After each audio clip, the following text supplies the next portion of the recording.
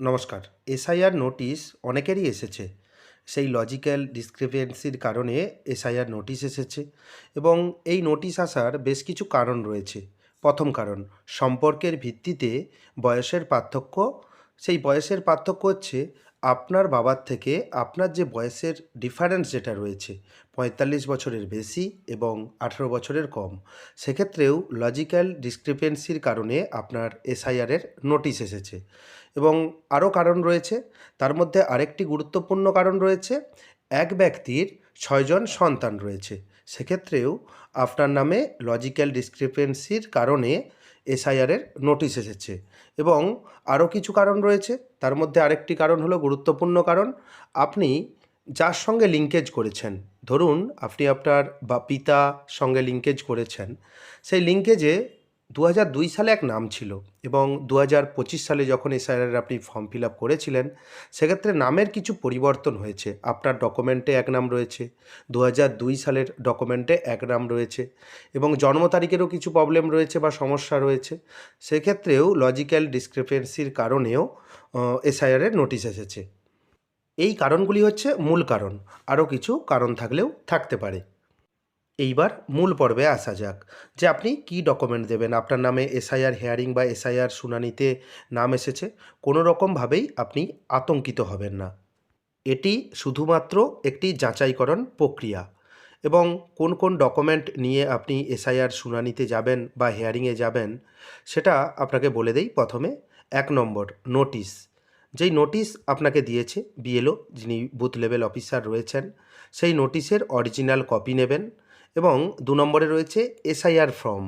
SIR যে form, যে receive copy, আপনি তো ফর্ম ফিল আপ করেছিলেন এসআইআরের, আরেকটি কপি আপনাকে কিন্তু বিএলও দিয়েছিল, সেই কপি কিন্তু নিয়ে যেতে হবে।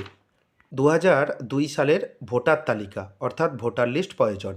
ধরুন আপনার ২০০২ সালে ভোটার লিস্টে নাম ছিল না, সেক্ষেত্রে আপনি আপনার বাবার ভোটার লিস্টের নাম দিয়ে আপনি লিঙ্কেজ করিয়েছিলেন। সেক্ষেত্রে ভোটার লিস্ট রয়েছে, যেই পৃষ্ঠাতে আপনার বাবার নাম রয়েছে সেই পেজটি প্রিন্ট করিয়ে নেবেন এবং সেই সঙ্গে ভোটার লিস্টের প্রথম পেজ, আপনি ২০০২ সালে ভোটার লিস্ট দেখেছেন, সেই প্রথম পেজও আপনি কিন্তু প্রিন্ট করিয়ে নেবেন, কারণ সেখানে সমস্ত কিছু উল্লেখ রয়েছে, অংশ নম্বর, পার্ট নম্বর এবং সমস্ত ডিটেলস এবং বুথ নম্বর সহ সমস্ত ডিটেলস রয়েছে। এক্ষেত্রে আরেকটি ব্যাপার রয়েছে, অনেকে পিতা মাতা দিয়ে লিঙ্ক করাননি, তিনি দাদু ঠাকুমা দিয়ে লিঙ্ক করিয়েছিল। সেক্ষেত্রে তারা কি করবেন, তারা দাদু ঠাকুমার যে ভোটার লিস্টে নাম রয়েছে ২০০২ সালে, সেম একইভাবে ধরুন আপনি যদি দাদুর নাম দিয়ে আপনি লিঙ্কেজ করান, দাদুর সেই ভোটার লিস্টের কপিটি নেবেন ২০০২ সালে এবং প্রথম পেজ আপনি প্রিন্ট করিয়ে নেবেন, দুটো পেজ প্রিন্ট করিয়ে নেবেন। এক্ষেত্রে আপনি সম্পর্ক কিভাবে দেখাবেন, সেক্ষেত্রে একটি কথা বলে রাখি, আপনার বাবার একটি কোনো ডকুমেন্ট নেবেন, সেখানে দেখবেন আপনার দাদুর নাম রয়েছে এবং আপনার ডকুমেন্টে আপনার বাবার নাম রয়েছে। তাহলে যে ইআরও যিনি রয়েছেন তিনি বুঝতেই পেরে যাবেন যে আপনি যে লিঙ্কেজ করিয়েছিলেন সেক্ষেত্রে সম্পূর্ণ বৈধ, কারণ আপনার ভোটার কার্ডে আপনার বাবার নাম রয়েছে এবং আপনার বাবার যে কোনো ডকুমেন্ট, যে কোনো সরকারি ডকুমেন্টে দেখবেন আপনার দাদুর নাম রয়েছে। সেক্ষেত্রে আপনি তো আপনার দাদুর নাম দিয়ে যেহেতু লিঙ্কেজ করিয়েছিলেন, সেক্ষেত্রে আপনার কোনো রকম সমস্যা হবে না। যেই নথিগুলি সঙ্গে রাখা আবশ্যিক, অর্থাৎ গ্রহণযোগ্য যে নথি রয়েছে, তবুও আপনাকে মনে করিয়ে দিচ্ছি, বার্থ সার্টিফিকেট, জন্ম সার্টিফিকেট নিয়ে যাবেন, অবশ্যই অরিজিনাল কপি নিয়ে যাবেন যদি থাকে। প্যান কার্ড, আপনার প্যান কার্ডের অরিজিনাল কপি নিয়ে যাবেন। পাসপোর্ট, আপনার যদি পাসপোর্ট থাকে ইন্ডিয়ান পাসপোর্ট, আপনি পাসপোর্ট নিয়ে যাবেন। কাস্ট সার্টিফিকেট যদি থাকে, জাতিগত শংসাপত্র, এসসি এসটি ওবিসি যে জাতিগত সার্টিফিকেট বা শংসাপত্র যদি থাকে আপনি নিয়ে যাবেন। বোর্ড বা মাধ্যমিকের সার্টিফিকেট অথবা অ্যাডমিট কার্ড।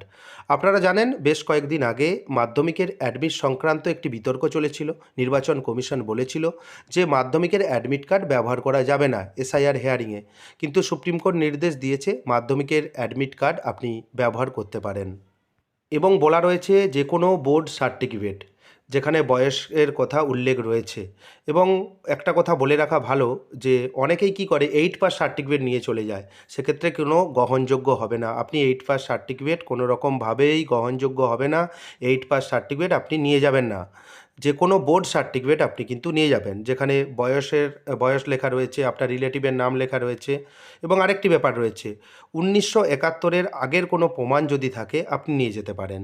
এবং আরেকটি গুরুত্বপূর্ণ নির্দেশ রয়েছে 2011-র SECC social economic caste census তালিকার কপি প্রযোজ্য ক্ষেত্রে। আপনার যদি 2011 সালের কাস্ট সেন্সাস অর্থাৎ সোশ্যাল ইকোনমিক কাস্ট সেন্সাস জনগণনা হয়েছিল, লাস্ট আদমশুমারি আপনারা জানেন, এই কপি কোথায় পাবেন? এই কপি অবশ্যই আপনি পঞ্চায়েত অফিস থেকে পেয়ে যাবেন। আপনি পঞ্চায়েত অফিসে যাবেন, বলবেন আমার এসআইআরের হেয়ারিং রয়েছে, আমাকে এসইসিসির কপি দিন, অর্থাৎ সোশ্যাল ইকোনমিক কাস্ট সেন্সাসের কপি দিন। ওনারা অবশ্যই, ওনাদের অর্ডার রয়েছে, ওনারা অবশ্যই আপনাকে কপি দিয়ে সাহায্য করবেন বা কপিটি আপনাকে দেবেন। এই কপিটি আপনি পঞ্চায়েত থেকে সংগ্রহ করে নেবেন। সেই সঙ্গে আপনার রেশন কার্ড থাকলে আপনি রেশন কার্ডও নিয়ে যাবেন। এতক্ষণে আপনাকে যেই ডকুমেন্ট বলেছি, এই সমস্ত ডকুমেন্টস অরিজিনাল কপি অবশ্যই নিয়ে যাবেন, এবং 1 কপি করে আপনি জেরক্স করে নেবেন, এবং জেরক্সের নিচে আপনি সেলফ অ্যাটেস্টেড করে নেবেন, নিজের একটি সই করে নেবেন। যদি না সই করতে পারেন আপনি টিপ সই করে নেবেন। অনেকের 2002 সালে ভোটার লিস্টে নাম রয়েছে, তাদেরও কিন্তু হেয়ারিংয়ের নোটিশ এসেছে। সেক্ষেত্রে ভয়ের কোনো রকম কারণ নেই, সেই লজিক্যাল ডিসক্রিপেন্সির কারণে এই নোটিশ এসেছে। আপনাকেও কিন্তু সেম ডকুমেন্ট প্রডিউস করতে হবে। এক ব্যক্তির নামে 6 জন সন্তান, এই কারণে যাদের নোটিশ এসেছে তাদের একটি ফর্ম পূরণ করতে হবে। সেই ফর্ম বিএলও আপনাকে দেবেন।